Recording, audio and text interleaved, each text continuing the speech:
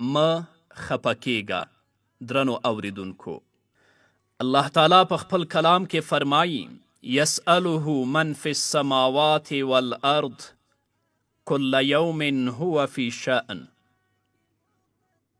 د آسمانونو او ځمکې ټول مخلوق له همدې الله تعالی نه غوښتنې کوي او الله تعالی هره ورځ په یو بیل شان کې وي.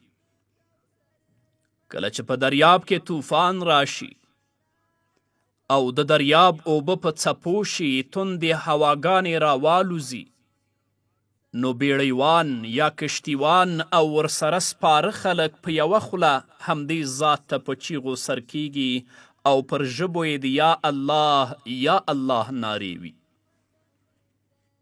که لاروی او یا کاروانونه په شاړو دښتو کې لاره ورکه کړي، نو هم الله رب العزت رابولي او د یا الله چغې وهي. کله چې پر طلبګار ټولې دروازې وتړل شي او غوښتونکو ته څه نه ورکول کیږي او څوک یې فریاد نه اوري، نو هغوی الله تعالی رابولي او الله تعالی په هر حال د خپل بنده فریاد اوري.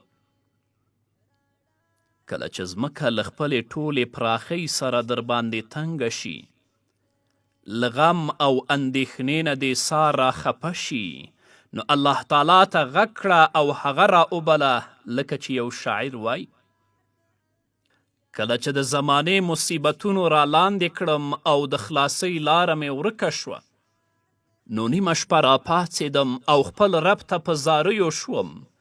د هغې له برکته مې راتلونکې هره ورځ له خوښۍ ډکه او روښانه شوه.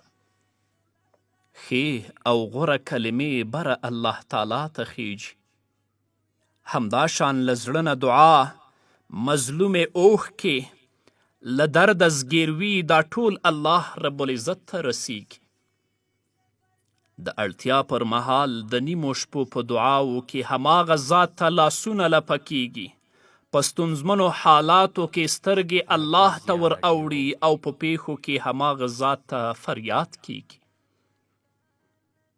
په سخته کې الله تعالی ته زاری او فریاد کیږي. زړه او روح په الله تعالی ډاډمنیږي. احساسات او اعصاب په دې سره یخیږي. تللی عقل بیرته راګرځي او زړه پر دې ډاډمنیږي چې الله تعالی له خپل بنده سره د رحم چلند کوي. الله څومره ښکلی او خوږ نوم دی چې په زړه پورې سم تعبیر لري. د الله تعالی پرته په دې نامه بل څوک نشته او نه سیال لري. د ده د نامه په اخیستو زړونه باغ کیږي او له ټولو دنیوي اندېښنو نه بې پروا کیږي. یوازې د نامه په اخیستو کې دومره خوند او برکت دی.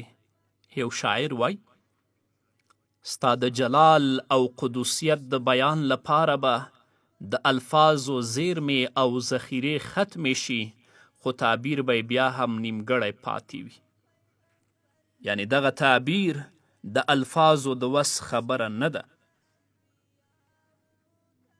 د الله تعالی له اولیاو نه نقل دی چې په زړه کې د الله تعالی د محبت د پیدا کولو چارې دا دي: د الله تعالی پیرزوینې را یادول او پر هغو شکر کول،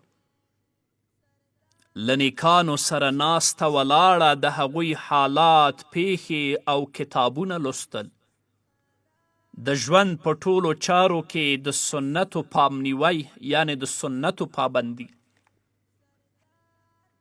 موږ ته الله تعالی فرمایي چې تاسې له ما سره اړیکه ټینګه کړئ او زما شئ، بیا موږ پر خپل کار ښه پوهیږو. من کان لله کان الله له.